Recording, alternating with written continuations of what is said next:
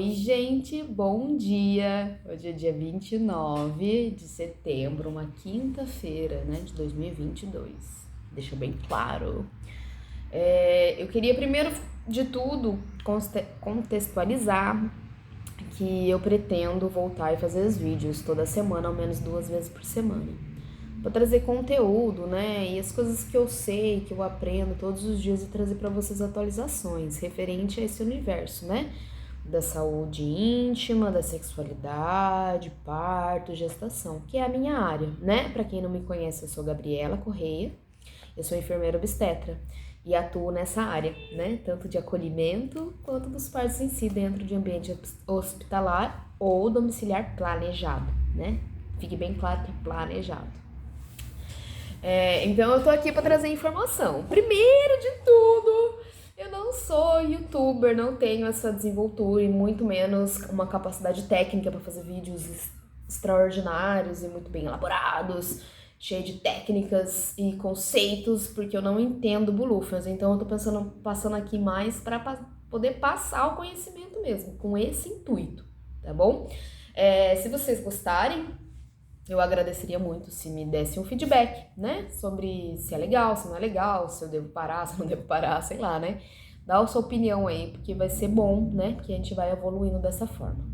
Aí hoje eu queria conversar com vocês sobre o tempo. Ai, que delícia, né? Mas eu queria falar sobre o tempo de métrica, né? De horas, de dias, semanas, meses, né? E não do tempo de estação, de sensações no corpo, né? Se tá frio, se tá calor, se tá chovendo, se não tá, né? Que hoje, por exemplo, aqui na onde eu tô, tá bem friozinho. Tá um dia bem nublado, assim, chover na semana inteira, bem característica de primavera, né? Que chove bastante, né? Uma abundância de água. Mas, enfim, vamos falar sobre o tempo na gestação. Né? A primeira coisa que eu quero falar para vocês é que a gente não controla o tempo, né? E a gestação ela faz a gente perceber isso de uma forma muito incisiva, né?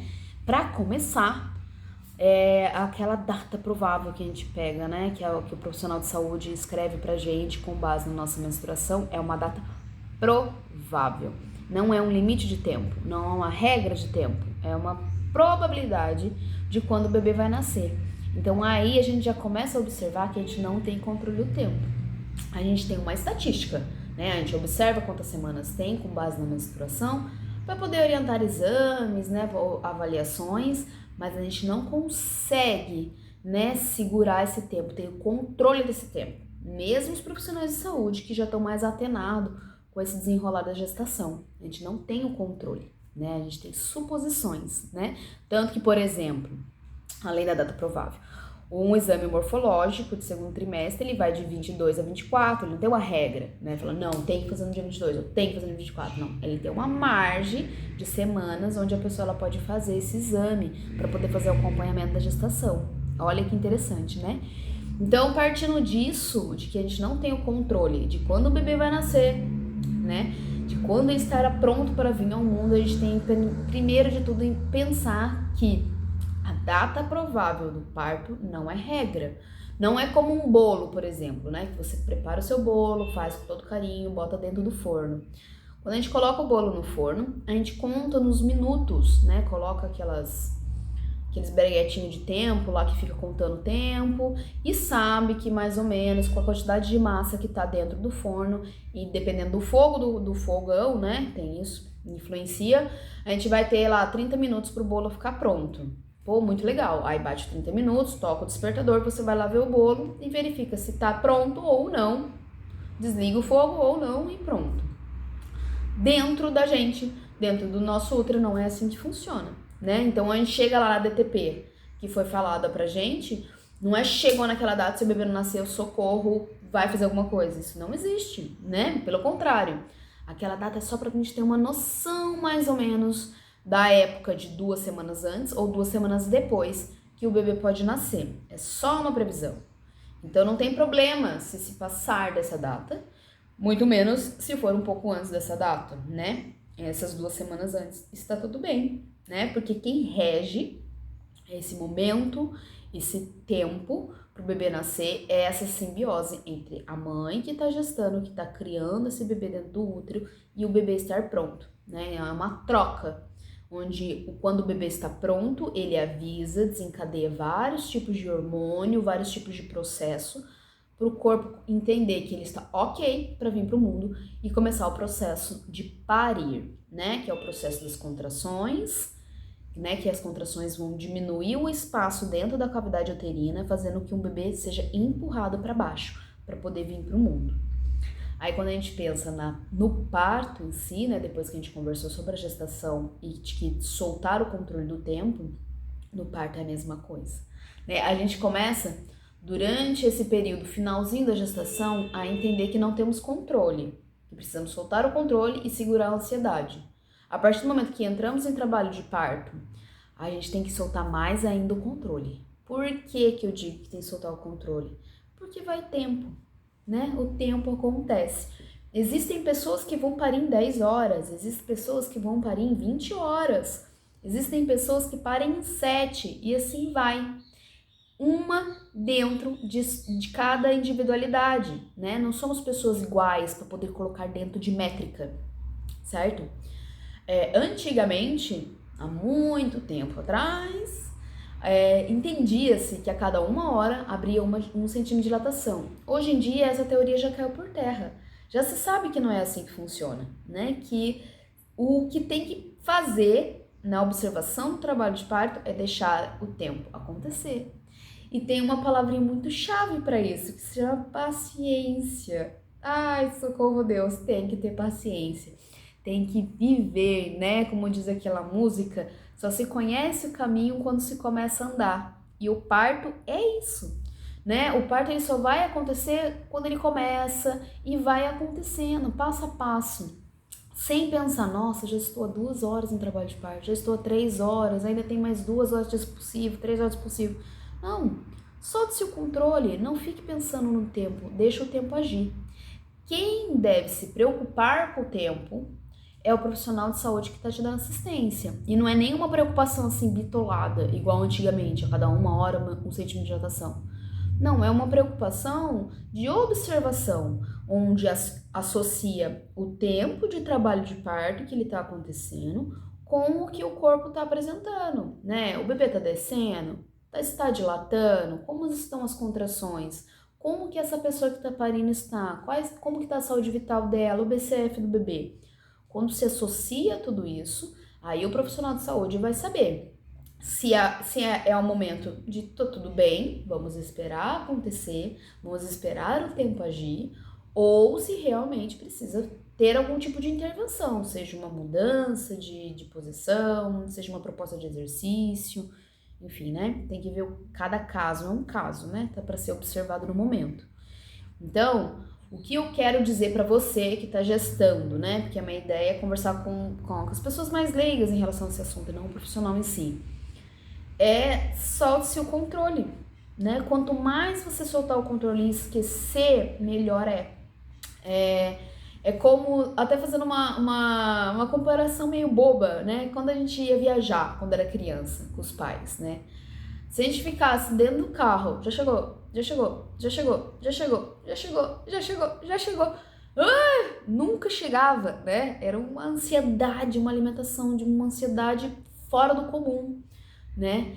E quando a gente entrava no carro, escutava música, tirava um cochilo, né? Comia alguma coisa e esquecesse o tempo de deslocamento até o lugar que a gente estava indo, passava muito mais rápido. Não é verdade? Porque a gente se desliga da métrica do tempo. Então, a melhor coisa para você que vai encarar, né, o trabalho de parto, todo esse processo, é esquecer a métrica do trabalho de parto. Esquecer a métrica do tempo, na verdade, né? Não do trabalho de parto, mas do tempo e deixar ele acontecer. O trabalho de parto, ele tem 4 fases, né? Basicamente. Aí seria a fase latente, a fase ativa, o expulsivo e a dequitação da placenta. A fase latente é onde mais demanda tempo.